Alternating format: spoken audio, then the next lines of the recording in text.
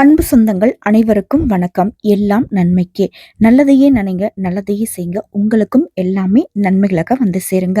மங்களகரமான தக்ஷாயன காலம் விசுவாவசு வருடம் கார்த்திகை மாதம் 6ஆம் தேதி, அதாவது 22/11/2025 ஆண்டு நவம்பர் மாதம் சனிக்கிழமை. இந்த நாளிற்கான ராசி பலன்களை தெளிவாக பார்க்க போறோம். நல்லது கெட்டது, செய்ய வேண்டியது செய்யக்கூடாது, இது போல இந்த நாளுடைய சிறப்பையும் சேர்த்து இந்த நாளில் நீ எந்த தெய்வத்தை வழிபாடு செய்யணும், எப்படி வழிபாடு செய்யணுங்கிறதையும் பார்த்துருவோமா? இப்போ சனிக்கிழமை அப்படின்னாவே நம்ம எல்லாருக்கும் தெரிஞ்சது என்ன? பெருமாள். அதே போல ஆஞ்சநேய பெருமாள். குறிப்பா ஆண் தெய்வ வழிபாட்டுக்கு உகந்த நாட்களை பார்க்குறோம்.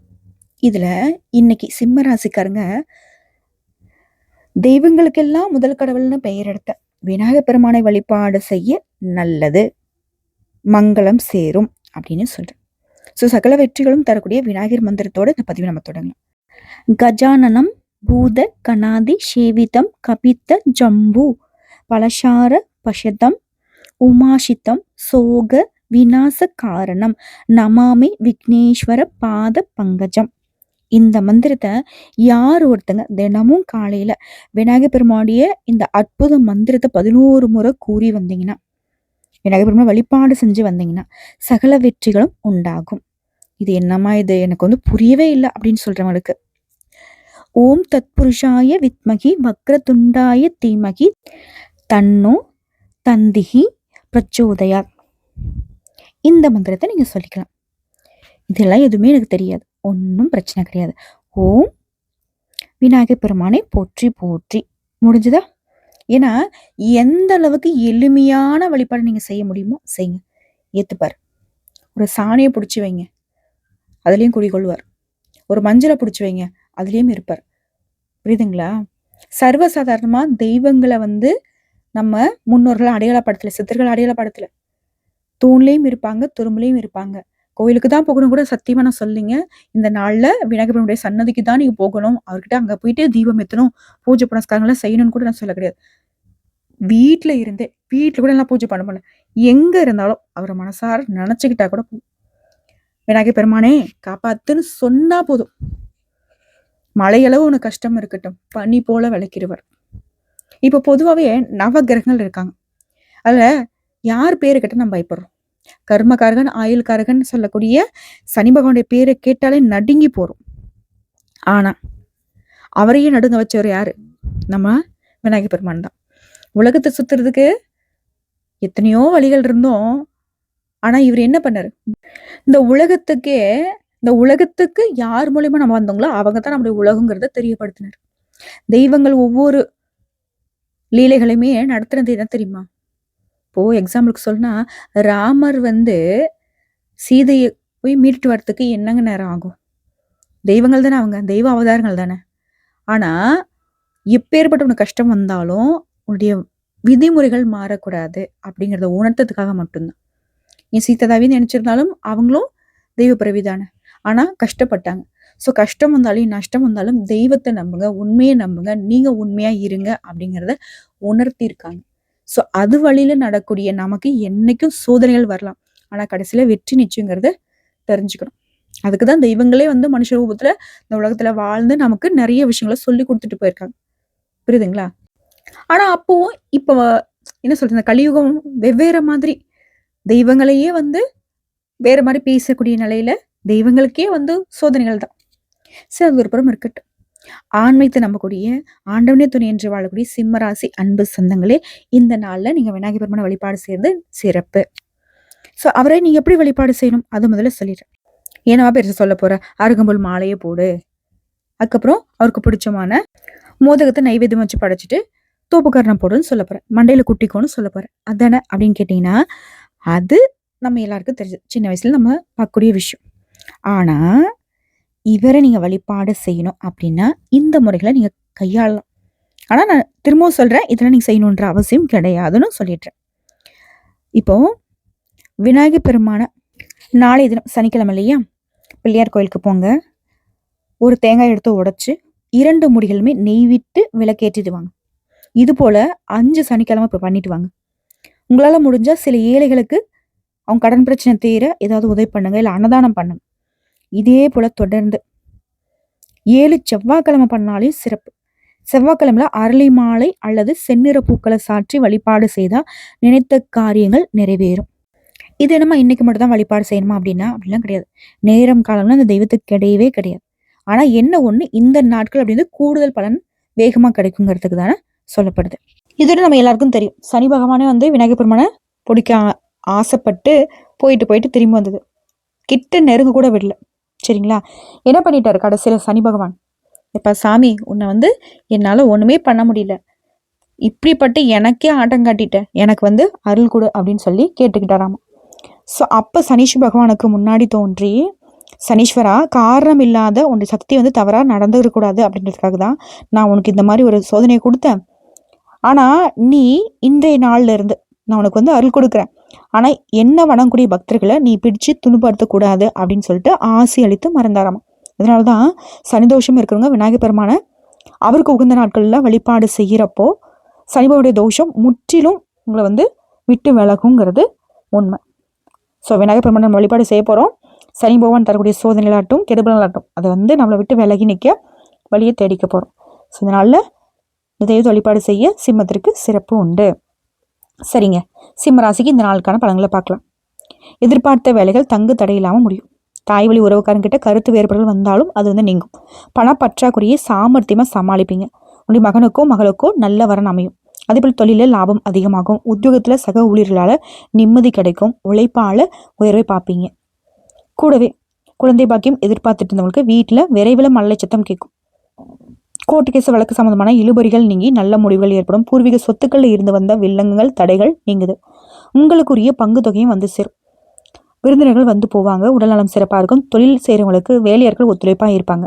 தம்பதியில் பொறுத்த வரைக்கும் ஒற்றுமை மேலோங்குது. புதிய ஒப்பந்தங்களை கையெழுத்து போடுவீங்க. ரியல் எஸ்டேட் தொழில்களுக்கு நல்ல கமிஷன் கிடைக்கும். அதே போல் விற்கவே முடியாதுன்னு நினச்ச காளிமனையை தேடி வந்து வாடிக்கையாளர்கள் வாங்குவாங்க. ஒரு சிலருக்கு புதிய நிறுவனங்களில் வேலையில் சேருவீங்க. குடும்பத்தில் சுப செலவுகள் ஏற்படும். பணப்பொறுப்புகளை கையாளுறீங்க அப்படின்னா கவனமாக இருக்கணும். அதேபோல் மாணவர்கள் பொறுத்த வரைக்கும் மேற்படிப்புக்காக வெளிநாடு போக திட்டம் போடுவீங்க. அதற்குண்டான வேலைகள் இன்னைக்கு ஆரம்பிப்பீங்க. கருத்து வேறுபாடு காரணமாக பிரிஞ்சிருந்த தம்பதிகள் கூட இன்னைக்கு ஒன்று சேர்த்துக்க வாய்ப்பு இருக்கு. இதோட புதிய தொழில் தொடங்குறதுக்கும் வாய்ப்பு இருக்கு. புதிய தம்பதிகளை பொறுத்த வரைக்கும் வெளியூர் பயணம் மேற்கொள்வீங்க. வியாபாரம் சீராக இருக்கும். உத்தியோகத்தில் நீங்கள் விரும்பியபடி திருப்திகரமாக போகும். அலுவலகத்தில் நிறுத்தி வைக்கப்பட்ட சலுகைகள் மீண்டும் கிடைக்கும். புதிய முயற்சிகள் வெற்றியடையும். குடும்பத்தை பிரிந்து வெளியூரில் இருந்தவங்க சொந்த ஊருக்கு மாற்றலாகி வருவீங்க. குடும்பத்தில் இருக்கிறவங்களுக்கு ஏற்பட்டிருந்த கோர்ட்டு கேஸ் வழக்கு இப்போ வந்து சமாதானமாக போகும். மகனுக்கும் மகளுக்கும் நல்ல வசதியான இடத்துல சம்பந்தம் கூடி வரும். அதேபோல் படிக்கக்கூடிய மாணவர்களுக்கு பள்ளி கல்லூரிகளில் ஆசிரியர்கிட்ட பாராட்டு கிடைக்கும். புதிய வருமானத்துக்கு வழி பிறக்கும். ப்ரமோஷன் டிரான்ஸ்ஃபருக்கு வாய்ப்பு இருக்கு. இதோட இன்னைக்கு சிம்மராசி செய்யவே கூடாது. உல்லாச பயணம் போகலாம், ரொம்ப தூரம் போகலாம், அப்படி சந்தோஷமா போயிட்டு வரலாம் அப்படின்றதுலாம் இருக்கக்கூடாது. அது தவிர்க்கிறது இன்னைக்கு நலம் தரும். மருத்துவ செலவுக்கு இடம் இருக்கு, அது கொஞ்சம் பார்த்துக்கணும். அதே போல சிம்மராசிக்காரங்க உடைய தோழியர்கிட்ட மனம் விட்டு பேச நேரம் கிடைக்கும். யாருக்குமே ஜாமீன் கழுத்து போடக்கூடாது. பதவி உயர் பத்தி நல்ல செய்திகள் கிடைக்கும். நண்பர்களாகவே இருந்தாலும் பண விஷயங்கள்ல கவனமா இருங்க, கராரா இருங்க. தேகம் பழிச்சிடுது. பெரிய மனுஷனுடைய ஆதரவு கிடைக்குது. உயர் பதவியில் இருக்கக்கூடிய நட்பு ஆதரவு கிடைக்கும். அக்கம் பக்கம் இருக்கும் கிட்ட அளவா பழகுங்க.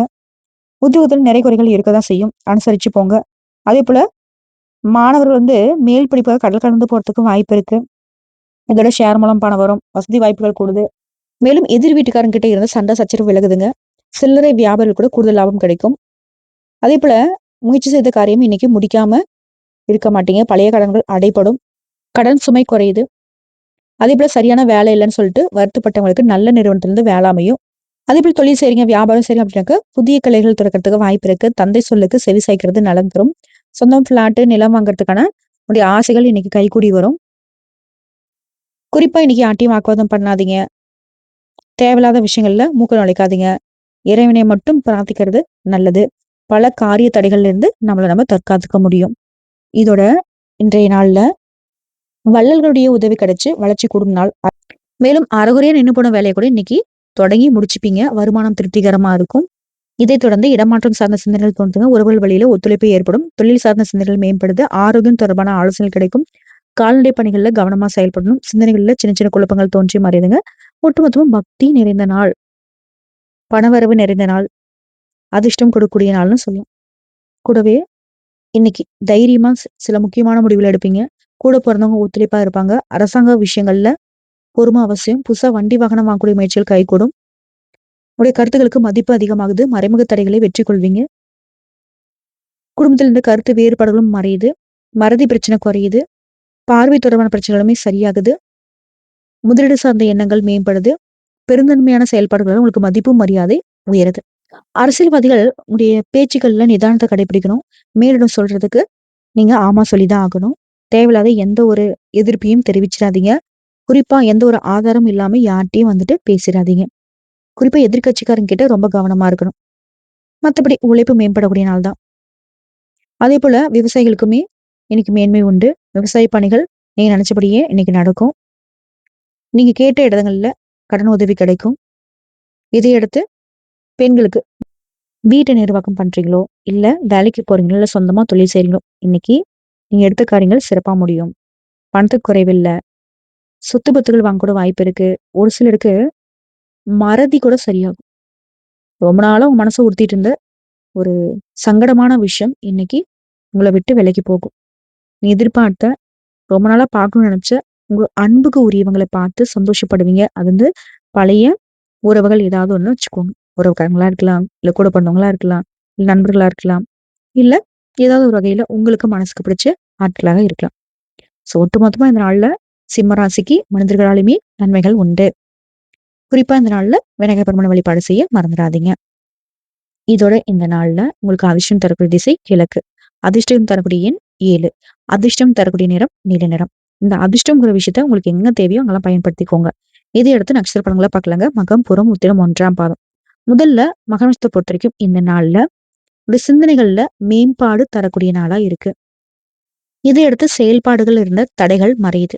உடைய எதிர்பார்ப்பு கொஞ்சம் தள்ளி போகிற மாதிரி இருக்கும். அன்னைக்கு அடைஞ்சிருவீங்க. திட்டமிட்ட முயற்சிகள் கொஞ்சம் இழுபறிக்கு பின்னாடி முடியுங்க. உடல்நிலையில சின்னதா பாதிப்பு வந்து சரியாகுது. அடுத்து பூர நட்சத்திரம். வேலை பார்க்கக்கூடிய இடங்கள்ல வேலைப்பளு கொஞ்சம் அதிகமாகுது. முதலாளிகளால கொஞ்சம் நெருக்கடியும் வருது. வியாபாரத்துல கவனமா செயல்படுறது ரொம்ப அவசியம். ஒரு வாரத்துல சொன்னாக்க இன்னைக்கு உங்களுக்கு பெத்தவங்க கிட்ட ஆலோசனைகள் கிடைக்கும். அடுத்து உத்திர நட்சத்திரம் 1ஆம் பாதம். உங்களுடைய குழப்பங்கள் மறையக்கூடிய நாளா இருக்கு. வருமானத்துக்காக நீங்க மேற்கொண்ட முயற்சிகள்ல தடைகள் தோன்றி மறையும்.